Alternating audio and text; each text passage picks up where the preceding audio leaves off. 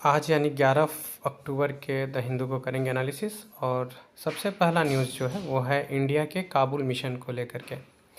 Front page पे पहला news आपको मिलेगा, India's Kabul mission to be upgraded to embassy. Bharat का जो काबुल के साथ संबंध है ये पिछले कुछ समय से एक प्रकार के हाल्ट पे था, जो डायरेक्ट रिलेशन है, और इसको अपग्रेड करने की बात हो रही है, एम्बेसी तक अपग्रेड करने की बात हो रही है। तो इसमें जो 2-3 पॉइंट हमारे लिए एग्ज़ाम के दृष्टि से इम्पोर्टेंट हो जाते हैं, वैसे तो ये पूरा पढ़ना ही इम्पोर्टेंट है।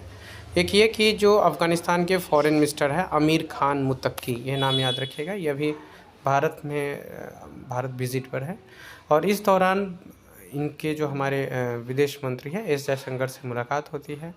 और लंबे समय से जो हमारा डायरेक्ट संबंध, इनके साथ डिप्लोमेटिक संबंध जो रुका हुआ था 2021 से इनफैक्ट, तो उसको थोड़ा गति देने की कोशिश की गई है। तो 2021 से शुरू हुआ था हमारा उनके साथ डायरेक्ट जो डिप्लोमेटिक रिलेशन है वो बंद था।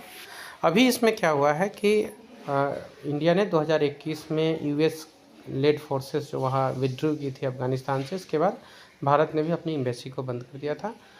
अब ये इस बार जो हुआ है इसमें क्या क्या हुआ है वो हम लोग देख लेते हैं। इंडिया जो है वो टेक्निकल मिशन को अपग्रेड करेगा काबुल में, और ये जो है ये स्टेटस ऑफ एन एम्बेसी के रूप में होगा, तो ये इम्पोर्टेंट हो जाता है। अब इसमें जो हम लोगों के लिए जो नोट डाउन करने लायक चीज़ें हैं उसको मैं एक बार आपको दिखा देता हूँ। इसमें हालांकि पढ़ने के लिए सारे ही इम्पोर्टेंट हैं, कुछ जो इसमें भारत के तरफ से प्रपोजल्स जो रखे गए, मीन्स भारत जो करने के लिए तैयार हुआ है, उसमें एक चीज़ ये है कि यहाँ के जो स्टूडेंट्स हैं वो अफ़गानिस्तान के स्टूडेंट भारत में आकर के स्टडी करेंगे। India is fully committed to the its sovereignty, ये तो बात रहता है। हम लोग किसी के साथ भी जब रिलेशन बनाते हैं तो पहला ये चीज़ रहता है कि सोवरेनिटी जो है वो हमारी मेंटेन रहे, ये पहली प्राथमिकता रहती है।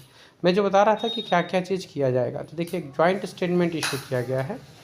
इसमें ICCR, Indian council for cultural relations, ये भी शामिल थे इन्होंने। तो ये अफ़गानिस्तान के जो स्टूडेंट हैं उनको यहाँ पढ़ने के लिए आपको जो वीज़ाज़ वगैरह है वो अवेलेबल कराए जाएंगे। साथ ही साथ जो मेडिकल ट्रीटमेंट के लिए बहुत सारे अफ़गानी लोग यहाँ आते हैं उनको भी ये सुविधा आसानी से और थोड़ी क्विकली अवेलेबल कराई जाएगी। अगला जो है वो है चिनाब नदी पे एक प्रोजेक्ट, हाइड्रो इलेक्ट्रिक प्रोजेक्ट, जो स्वालकोट प्रोजेक्ट है, ये नाम याद रखिएगा, स्वालकोट हाइड्रो इलेक्ट्रिक प्रोजेक्ट, जो कि चिनाब नदी पर बनाया जा रहा है। बनाया कहाँ जा रहा है, तो रामबाण में, जम्मू और कश्मीर में। ये प्रीलिम्स के लिए एक इम्पोर्टेंट फैक्ट है स्वालकोट हाइड्रो इलेक्ट्रिक को लेकर। ये जो प्रोजेक्ट है ये first major Indus river hydro power project होगा आफ्टर पहलगाम हमले के बाद, जो कुछ भी चेंजिंग चला था इसके बाद। वेनेजुएला की अपोजिशन लीडर है मारिया कोरिना मचादो, इनको मिला है इस बार का नोबेल पीस पुरस्कार। ये बहुत इंपॉर्टेंट न्यूज़ है, वेनेजुएला से है ये याद रखिएगा। ठीक है, नेक्स्ट हम लोग आते हैं अगला जो न्यूज़ है, अगले न्यूज़ पे। यह है आपको सी फेज ऑफ कोंकण 25 इंड्स विथ हाई ऑपरेशनल टेम्पो।